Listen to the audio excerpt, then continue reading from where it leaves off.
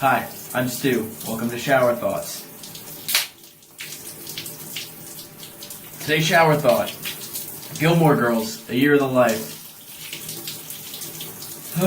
So once upon a time I was in a very serious relationship with a girl who made me watch the final season of Gilmore Girls. At the end of which I said, hey, let's watch the rest of the seasons of Gilmore Girls. I've seen every episode and I love the show. Do with my man card what you will. So when I found out that Netflix was doing a 4-episode catch-up that brought back the creator and the original writer, I thought that was a pretty fantastic idea and I was excited to see it. Little did I know that in the course of that show I was going to lose faith in everything that I thought I knew. So the show picks up about 8 years after the final episode.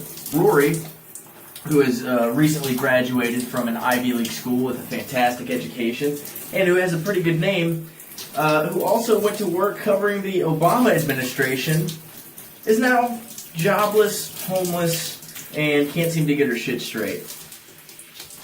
Really? Really? You're a trust fund kid with a great education and a fantastic name, and you keep turning down work because you feel like it's below you and it's not what you need to do. You fall asleep during a piece for GQ. You write one article about standing in line. It seems to me like you could be doing pretty good. But then you also don't want to go to work for a website because, again, it's not quite your thing. So what do? You become the editor, the unpaid editor of the Stars Hollow Gazette. Whatever, cool, got it, you're gonna do you, and you're happy. In the meantime, you're having sex with a guy who's engaged on a different continent. He's in Europe. He's in England. What are you doing? I don't have money to buy underwear for a year, but I'm jet-setting back and forth. I hope he's paying for those tickets. Point of order. Living for a year without underwear is a choice. My mom is finally chilling out in a very committed relationship with a guy who she should have been with years and years and years ago. Sucks that my granddad died, but I'm sure he left me a pretty hefty inheritance. But by the way, I'm still broke, and I'm still homeless, and I don't know what the fuck I'm doing with myself. Rory Gilmore has an unfortunate writing history. Everybody thought that she was so great, because she was, and that's not good character development, but it's okay.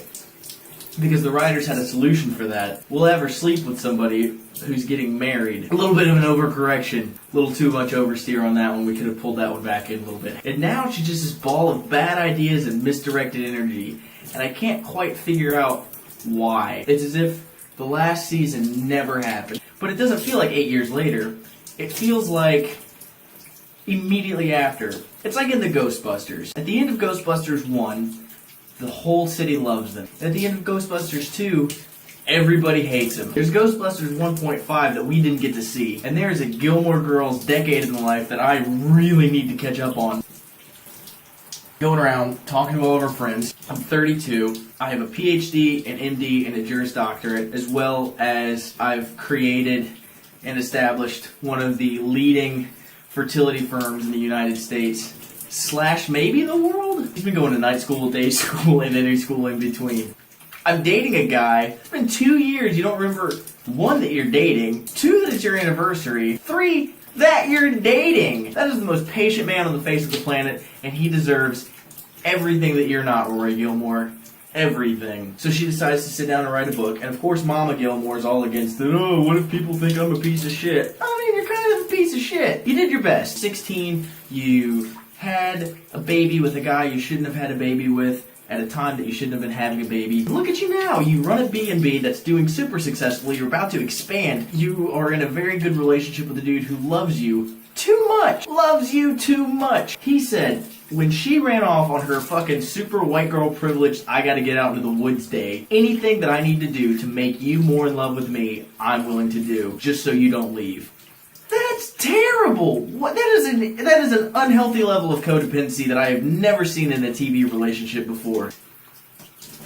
Emily Gilmore. Emily Gilmore is mourning the death of her husband. I'm okay with this because I like to think that in the decade that occurred between the final season and this series, the events of the Lost Boys transpired. And that's what caused the death of Papa Gilmore. It kind of gets out of her spunk by adopting a family, which is kind of weird, but it's going forward from there. She starts to cut ties with all these things that she realized she wasn't. Sells her house. She buys the house she's always loved. She buys the house next door. She leaves her snooty, waspy lady group to go and be a volunteer, I'm assuming, tour guide at the Nantucket Whaling Museum. She, to me, in the end of that, seemed like the most well-rounded character that there could be. And that was a good ending. But then we transitioned into a fever dream of a wedding, which was cool.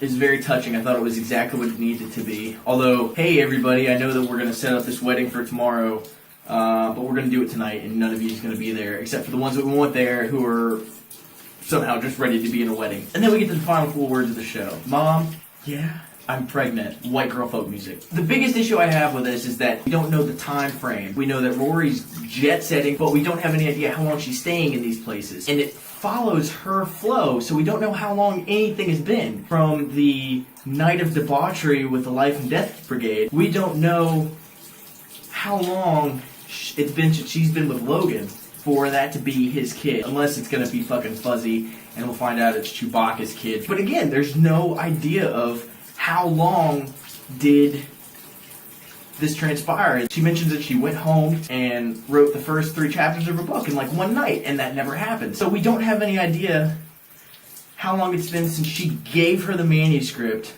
versus how long she's read it. So we have no idea. There's no telling. Weeks, days, months. There's enough plot holes in this story that I could take a bath in, and that's not what this is. This has been my shower thought on Gilmore Girls. And as much as I'm going to bitch and moan about it, the minute Gilmore Girls Another Year in the Life comes out to Netflix, I'll be right there watching it. I've been Stu, and thanks for watching.